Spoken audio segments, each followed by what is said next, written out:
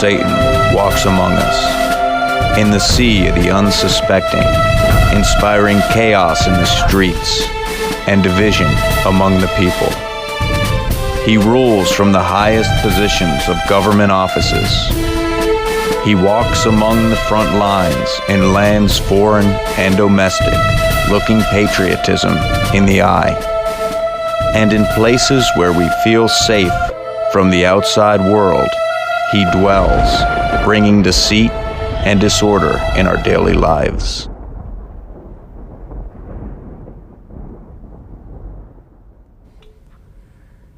Hi everybody, I'm Jeff. And I'm Linda. And welcome to Satan Walks Among Us, where we have an interesting topic of discussion for tonight. It's something that's in the headlines, that everyone's thinking about, everyone is questioning. Yes. It's the COVID vaccine. Yeah. People are saying this is the mark of the beast.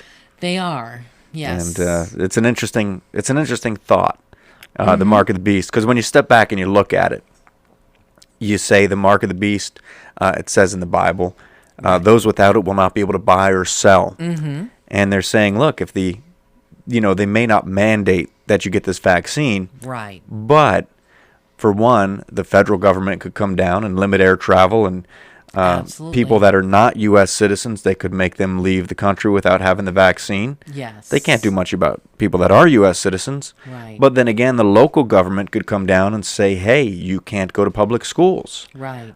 They could push for local businesses to say, hey, people without the vaccine can't come in here. You can't come in shopping. You can't buy or sell things. That's right. But I'm here to tell you that I don't believe for a minute that the COVID vaccine is the mark of the beast. No. And there's quite a few reasons, but one of the main ones, if you actually look at the verse, it says that it'll be given in the right hand or the forehead. Forehead, yes. Okay? Could in the future be some sort of a microchip or something to that effect. Perhaps, yes. But I got the COVID vaccine, and I got to choose my right or left arm. Yeah, not your forehead or your... Right, my forehead was not an option. No. If it was, I probably would have gone for that. Just to, hey, let's take it in the forehead. Why not? I think that sounds extremely painful. Threaten me with a good time, But there are, though, with this not being the mark of the beast, and people will try to read into things.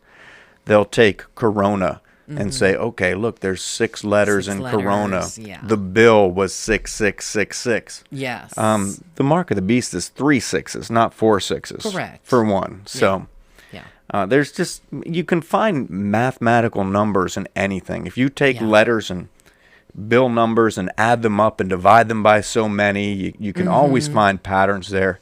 Absolutely. And people will reach for it. But there are some considerations for the vaccine that have been going around. And some of them are the moral implications. What is involved in this vaccine? What is in it? Yes. We have learned that one of the things that is included in it, people will say, is fetal cells. And I believe that I read somewhere where this was not necessarily the fetal cells that are included in the vaccine. It's the cell structure that created the design for the vaccine that was taken from a woman back in, the 1950s, if I recall correctly? I believe it was the 1960s, 1960 something. It was from an aborted fetus. Right. So it brings about the question of abortion, for one, that moral implication. Yes. The other moral implication was a woman that I believe she had cancer back in 1951. Yes. And her cells were taken without her consent. That's what this one article said. Yeah. And they used some of the data from that to also form this vaccine. Yes. So, given that, as Christians, this research, now there's 2 sides to it. For one, people are saying, well, the abortion wasn't for the purpose of the vaccine. Right. And this was something that was done years ago. So perhaps something good can come out of something bad, something bad that was done. As is often God's way. He often takes something bad and turns it into something good. He does. Absolutely. Absolutely. But likewise, it still brings about the question, because if it wasn't for and like I said, looking from a Christian perspective, people are not going to like this, but looking from a Christian perspective where abortion is not acceptable. Right. If it were not for this sin, we would not have this. Now, Yeah. the problem where this kind of snowballs here, right, is it seems to be possibly justifying the sin. Right. Because if we Right. look and we say, hey, all sin is bad, bottom line, it's bad. We don't want to be sinners. We are sinners, but we need to turn from that and come to God. Right. We don't want to find something good in a sin. No. A sin is just, it is bad. And Yes. to say that, hey, something good that came out of this, it's kind of saying this sin was not all bad. Right. Something good came from it. Yes. And yeah, that is kind of a double-edged sword. And, I guess people have to make their own decision about what they believe is right in that respect.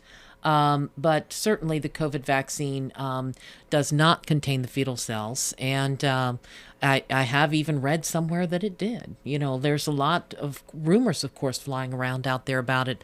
A lot of people have different things to say. And oftentimes you find things in the media that contradict each other, and you don't know exactly what to believe. And we certainly would encourage people to find out about it, to research it yourself, find sources that seem legitimate, and to try to find out as much as they can about the vaccine before making the decision whether or not they're ready to take it. Absolutely. People also bring about the question of medicine in general with Christians. I've known some, and I'm not saying they're wrong by any means, that just won't take anything except for natural herbs and natural medication. Right. Which is a cool thing, Yes. because that's what our forefathers used to do. They didn't have all these medicines and such. Right.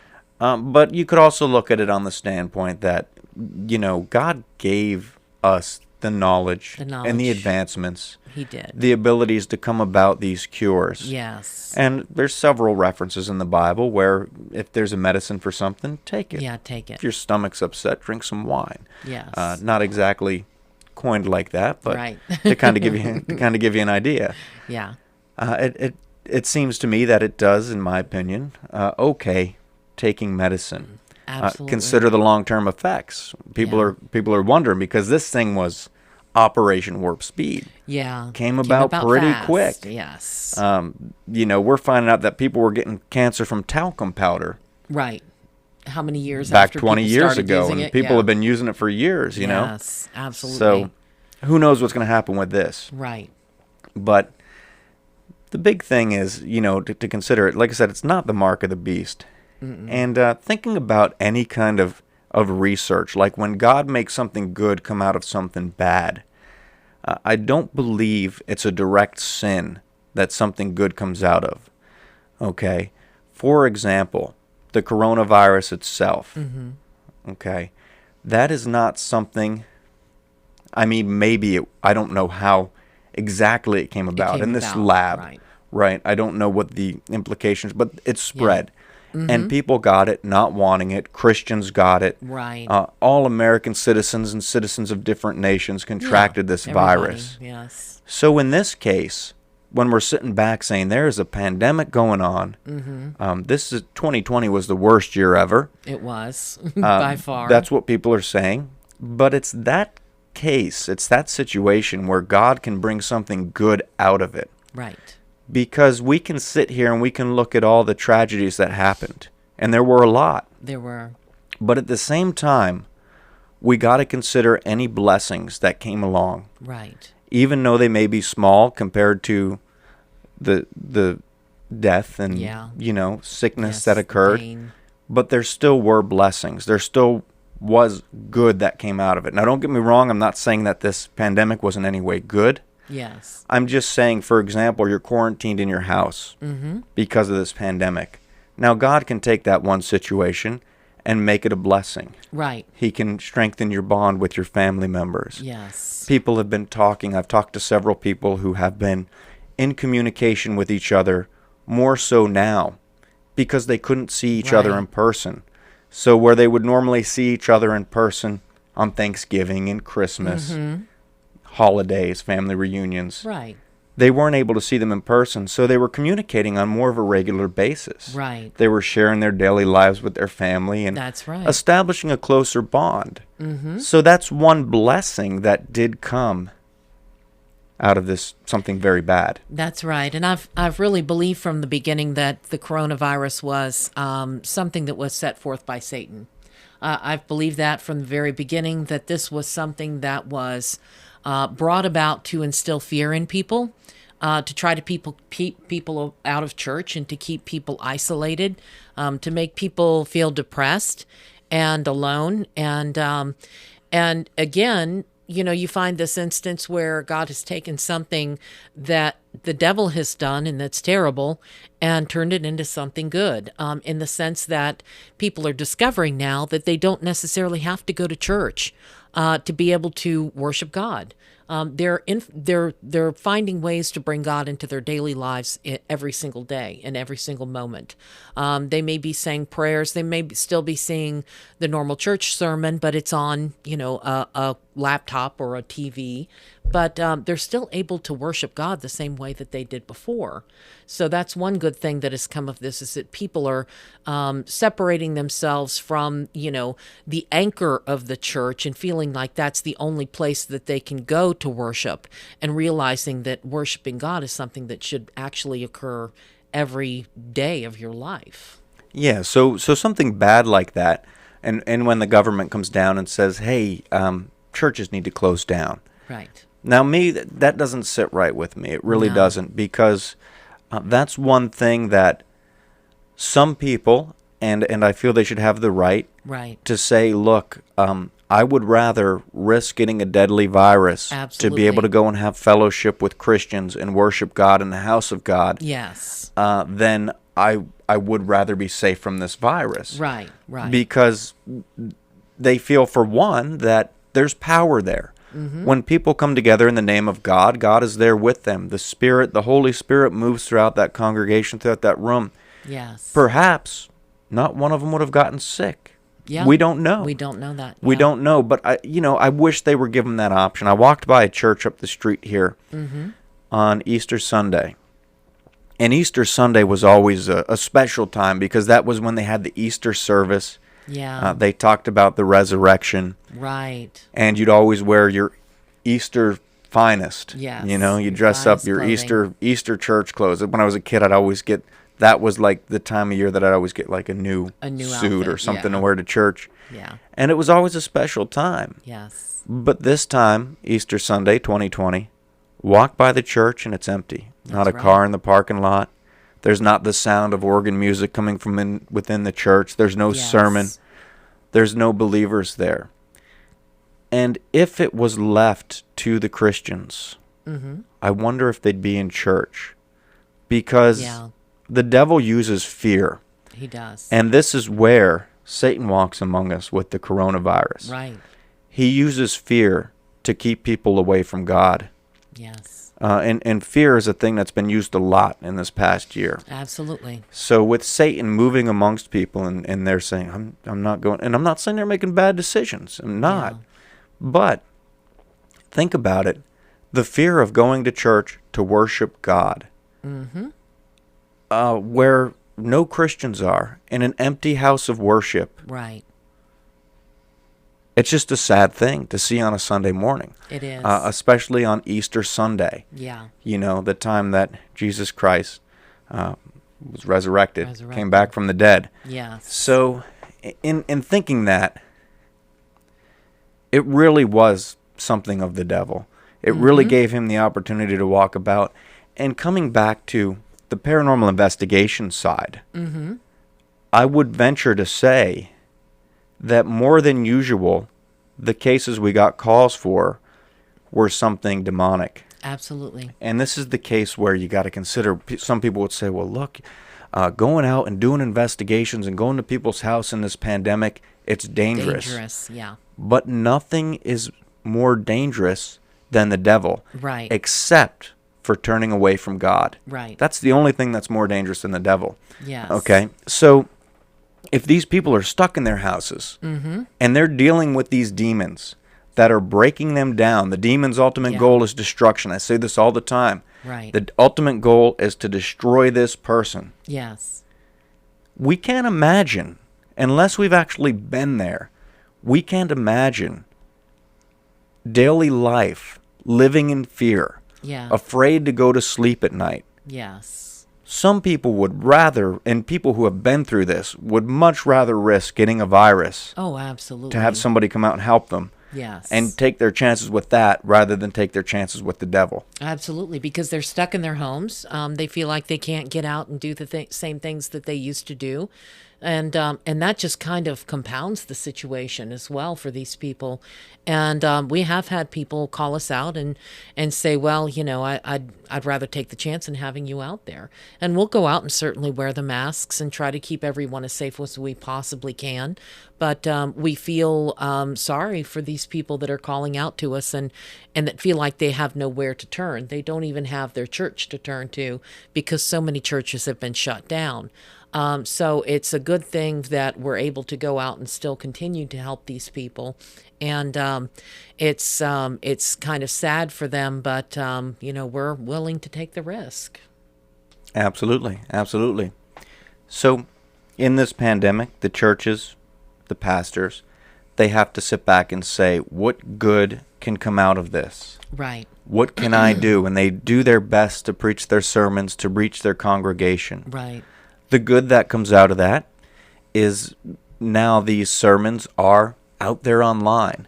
Yes. If they recorded them and put them out online or put them out live and it recorded them on YouTube or whatever, they're out there for many more to find. Right, that's because true. previously these sermons were just preached in the church. Yes. And after the sermon was over, who was in attendance heard the sermon. Yeah. Some got the message and they left. That's right. But now this message is out there. All these messages that all these preachers preached during this pandemic, they're all out there on the web. Absolutely. And many people that are searching various things can fall upon one of these sermons and it can change their lives. That's right. God has a way of coming around things that are bad Yeah. and working through them. But when something is a sin, I don't think there's any way we can justify it. Right. There's no way we can start to justify it. And if we take our research and start our research based on something that was wrongly done, Right. then we don't have good research. No. We don't have research that's going to be in the glory of God, I don't believe. Right. And that's just my take on it. Okay? But like I said, you have to really weigh everything. You do. You have to look at it, you have to research and say, is this for me? Yeah. Okay? Because at this point in time, we're only people. We only have what the government can offer us as protection from this virus. That's right. And if it's going to save lives, if it's going to protect our elderly and be able to get the economy going again, and if they're not going to come out with an alternative method, Yeah. you really got to weigh that.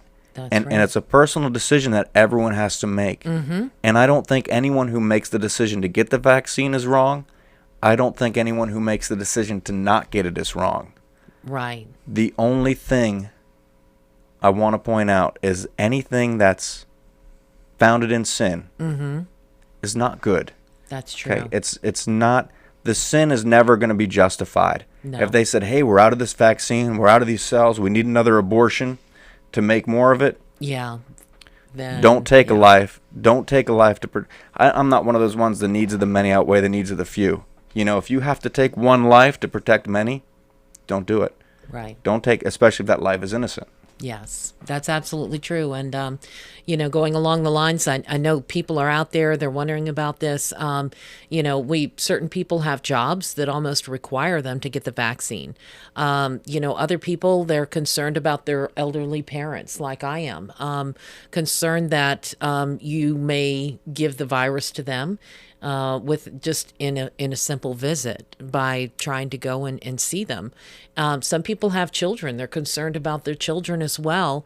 And I think that it's a huge thing to consider. I'm not sure that I'll ever get the coronavirus vaccine, just because I'm a little bit afraid of what may come long term. I've seen too many cases where vaccines ended up bad for people. And these were vaccines that were studied for much, much longer than the coronavirus vaccine was. But I do respect everybody's choice and being able to make that choice for themselves to decide if this is something for them. And I think that, I certainly encourage elderly people to get it. My parents, I've been trying my best to try to figure out a place for them to go and get the vaccine so that they can start living a better quality of life because they're stuck in their house all the time. But it certainly is a huge thing to consider. Some people may get it, some people may not. It doesn't make you any worse of a Christian if you go get it. Doesn't make you any better of a Christian because you have to protect yourself, protect your family. You have to do what is right for you now. Absolutely. And when I say that quote from Star Trek, the needs of the many outweigh the needs of the few, okay, I'm not saying that's a blanket statement. Right. I'm saying, like, if I'm on the front lines and I can give my life to protect many, I'm going to do that. But if you're telling me I need to take somebody's life to save many lives, right, I'm not going to accept that. I'm going to find a different way. Yeah. I really am. Likewise, you got to protect yourself, like Linda said. So if, yes, and not to be morbid or anything, but if I'm on a battlefield and there's a dead body there that's, somebody's been shot, right, and I have nothing else to hide behind, I'm going to hold that dead body up in front of me. right, You know what I mean? If I need to, or hide behind it, whatever, take whatever I need to do to protect myself. right. Like Luke Skywalker crawled into the belly of that beast. He did. Or was it Han Solo? I forget. Was that a Tom, something like, no, the Tom I think was the big electric thing. Or something. I don't know what that is. I It was a forget big hairy those beast. Strange, yeah. But like the beast is dead. I wouldn't do It's that. a shame that it died. But now, you got to use it to protect yourself. Right, So I there's don't know about there's that. many different ways of looking at things. Yes. And really, I think what we got to do is pray. We got to Right. pray. We got to ask God for direction and follow our convictions. Yes. Because if the Holy Spirit is in your heart and your heart is telling you don't do this, don't do it. Right. If the Holy Spirit is in your heart and you're praying and calling on Him and He says do it, then do it. Yes. We've really got to rely on our own convictions. And if we say in the end, when we come to that judgment day, God, I followed your word. Right. I did, to the best of my knowledge, I prayed on these things and some things weren't clear to me. Mm-hmm. God's going to understand. Yeah, He can't fault He you for is that, understanding. As long as you can justify your actions, as Right. long as they were right by the word and right by your convictions, that's what you really got to consider That's right. throughout this whole thing. That's right. And I would encourage anybody who is a pastor or an elder at a church, somebody who is, presiding over a church in some way, shape, or form, find ways to skirt the devil. Find ways to go around what he has created in this last year and find ways to bring your congregation in. There is a church that I saw where the pastor would drag out his podium and his microphone out on the front steps of the church. And the congregation would pull up in the parking lot and they would have speakers loud enough so that everybody could hear it. Some people felt compelled to get out of their cars and stand there and worship God, but they were in the safety of their cars and separated from each other enough to where they weren't going to expose each other to the coronavirus. And I thought that was a wonderful way to go about continuing to have church. Yeah, people standing outside of their cars, clapping and singing. You could hear it all the way down the street. A nice Right. thing to hear on a Sunday morning. Right. Even if you have to take your congregation and divide it up so that you're giving more sermons on a Sunday than you normally would. Take your congregation, 50, 100, 150 people, divide it up so that people can sit 6 feet apart in these pews and, designate certain times for people to come in or offer, online sermons. Make sure that you have a website or some outlet that people can go to watch the sermon without feeling like they're exposing themselves. Yeah. And really, even after the COVID is over, okay, I'm going to put this out there to some pastors, if any of them were watching this and haven't turned it off after the title intro played. Right. But if you're still watching it and you're our pastor, consider, even after the coronavirus is over, on some nice days, outdoor church services. Right. And let me tell you why.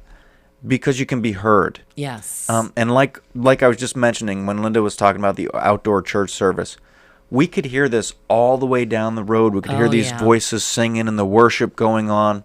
Yes. And if they were inside the church, we wouldn't have heard this. No. And you never know who's passing by. That's right. You never know who lives in the surrounding neighborhoods that have never been out to your church. And they hear something that catches their That's attention, exactly and they right. think, that sounds fun. Yes. That sounds interesting. Let me stop by there and check that Right. out. You get an opportunity to spread the word. Increase your flock, yes. Right, absolutely. So outdoor church services is a pretty cool Yeah, thing. it's a Bring really back the good idea. revival tents. Oh, yeah. That's yeah, what we need to another do is thing. we need a revival tent and Yeah. get one of those things going on a hot summer day down here Oh, yeah. in Virginia. That'd be... Maybe not with the mosquitoes down here where we are, but... It's got to have mosquitoes. I don't think you can have a revival without heat and mosquitoes. No, but I have seen revivals that they've been having in other parts of the world where they have a giant deliverance tent. Yeah. And they have people that are trained to perform a deliverance. They bring people into this sermon, and anybody that feels like they automatically need to have a deliverance, they, guide them back to the tent and give them a deliverance right then and there at the revival. It's an awesome thing. Absolutely. It Yeah. really is. So there's a lot that can be done. There's a lot that can be. So look for the blessing in the bad. Yes. There is no blessing in the sin. Right. Okay? I really don't believe there is. A sin is a sin. Stay away from it. Repent for it. And asking for forgiveness for something means I am not going to go back and use that for anything. Right. It's forgiven. My slate is wiped clean. It's moved as far away from me as the east is from the west. Yes. Want nothing to do with that sin. But in dark times and trying times, when you're feeling alone, feeling isolated, Right. look for the blessing. Yes. Because there is always one to be found. Absolutely. Absolutely. Well, that pretty much concludes our talk for this evening. And we want you to certainly like and subscribe to the channel. Keep an eye out for the podcast. It's on Spotify and it's on Amazon and quite a few other different places. I'm not even sure where, but it's distributed to a lot of podcast outlets. You can check us out on Facebook, Satan Walks Among Us, and we're on Instagram as well. And if you need any help or any guidance or any direction of some sort, we'd be absolutely happy to help. You can contact us at SatanWalksAmongUs@gmail.com.